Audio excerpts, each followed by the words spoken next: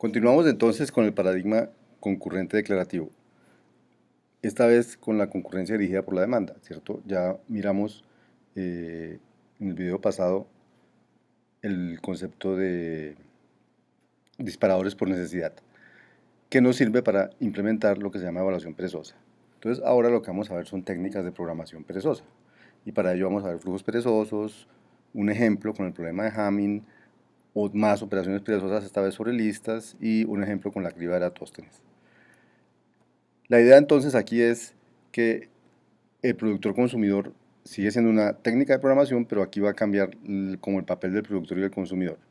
En la concurrencia dirigida por los datos, el productor produce un cierto número fijo de datos y el consumidor los va consumiendo a medida que los necesita. Aquí va a ser al revés. El productor produce indefinidamente, solamente que produce cuando alguien lo necesita, y el consumidor es el que decide hasta cuándo le pide cosas al productor. Para implementar eso, entonces, se crea una función perezosa, que se llama generar, que genera todos los números naturales desde un número en adelante. O sea, vamos a generar una estructura de datos potencialmente infinita. Digo potencialmente infinita porque ella no se va a ir desarrollando sino a medida que van necesitando datos de esa lista.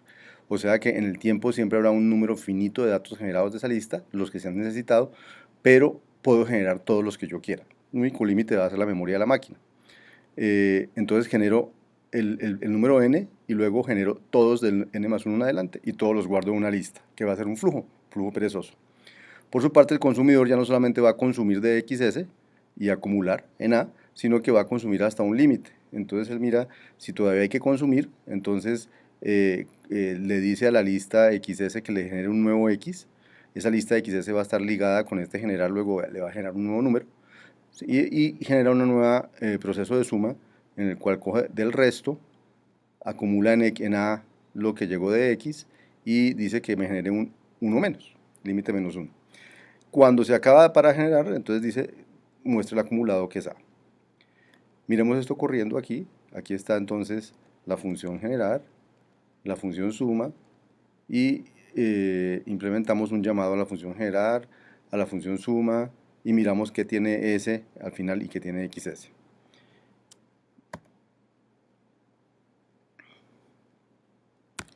Entonces lo vemos correr. Y resulta que nos dice que la suma de esos primeros 15 números da 105 y que ha generado del 0 al 14 en la lista, este es el flujo. Si alguien necesitara más, entonces necesitaría pedirle más a ese flujo y él podría generar más porque él sabe cómo generar más.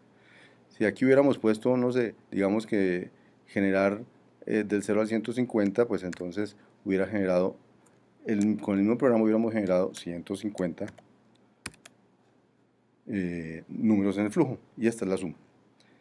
Esa es la idea. ¿Qué diferencia hay entre ansioso y perezoso? Entonces, lo perezoso tiene una ventaja y es que generar entonces es un productor que no tiene límites, genera una estructura de datos infinita, y el que le pone límites es el consumidor, ¿cierto? El consumidor decide cuántos elementos de la lista se deben generar. Esa es la gran diferencia entre productor y consumidor en estilo ansioso y en estilo perezoso. Miremos esto ilustrado con un problema que es el problema que se llama el problema de Hamming. ¿En qué consiste el problema de Hamming? Consiste en generar todos los números enteros de la forma 2 a la A por 3 a la B por 5 a la C con A, B y C mayor o igual que 0. Por ejemplo, el 0, 2 a la 0 por 3 a la 0 por 5 a la 0. ¿Cuál sería otro número de Hamming? El 2, porque es 2 a la, 2 a la 1 por 3 a la 0 por 5 a la 0. O el 3, que es 2 a la 0 por 3 por 5 a la 0. O el 5, que es 2 a la 0 por 3 a la 0 por 5. Y después empiezo a combinar 2 a la 1 por 3 a la 0, cosas así. Entonces vamos a generar todos los números de Hamming y la idea es generarlos en un flujo infinito y generarlos en orden. O sea, si yo voy generando en orden, empezando con el 1, entonces cojo el número que hay allí y miro de los que hay allí, cuál es el número que multiplicado por 2 es... el número multiplicado por 2 da un número que no esté allí, un número que multiplicado por 3 da uno que no esté allí, y un número multiplicado por 5 da uno que no esté allí, y de esos 3 escogemos el menor y ese es el siguiente número de Hamming, el mínimo entre 2x, 3y y 5z.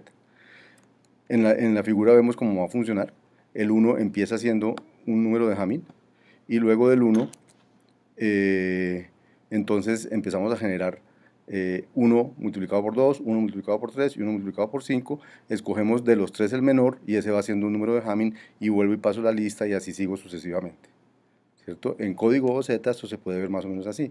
El código de Hamming empieza por el 1 y continúa por mezclar en orden, mezclar lo que hace es mezclar en orden todos los números de Hamming multiplicados por 2, todos multiplicados por 3 y todos los multiplicados por 5. Y lo que hace es mezclar eso en orden, porque mezclar lo que va a hacer que salgan ordenados.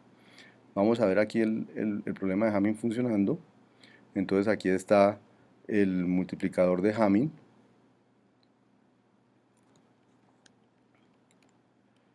Y el mezclar, que lo que hace es mirar que la mezcla de listas quede ordenada. Y invocamos a mezclar con multiplicación escalar por 2, por 3 y por 5.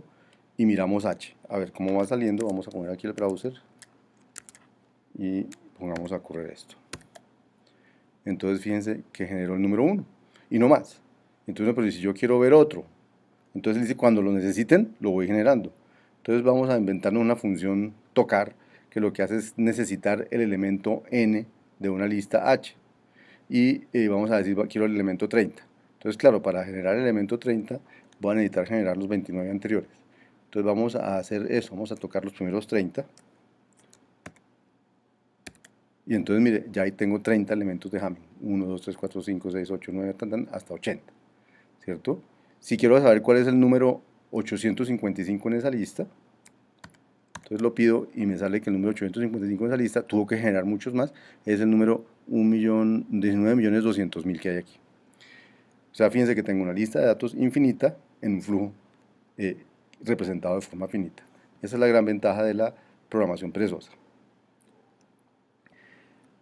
También podemos hacer operaciones perezosas sobre listas. Por ejemplo, acuérdense del map, que cogía una función y le aplicaba esa función a otros elementos de la lista y devolvía la lista con esos elementos.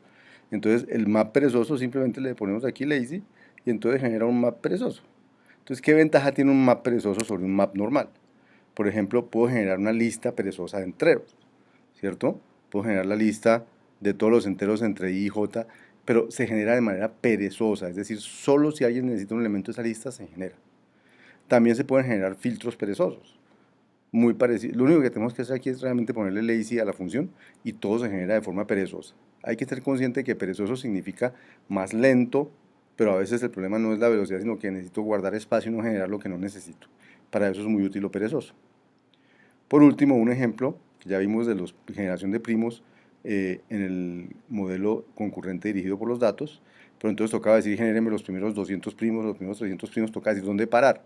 Aquí la idea es, podemos decir al productor, genere todos los primos, y yo decido dónde parar en el sentido de que yo consumo los primos que necesito. Entonces, vamos a tener una función perezosa que genera todos los enteros desde n. Es la misma generar que mostramos ahorita, solo que ahora llama los enteros desde n.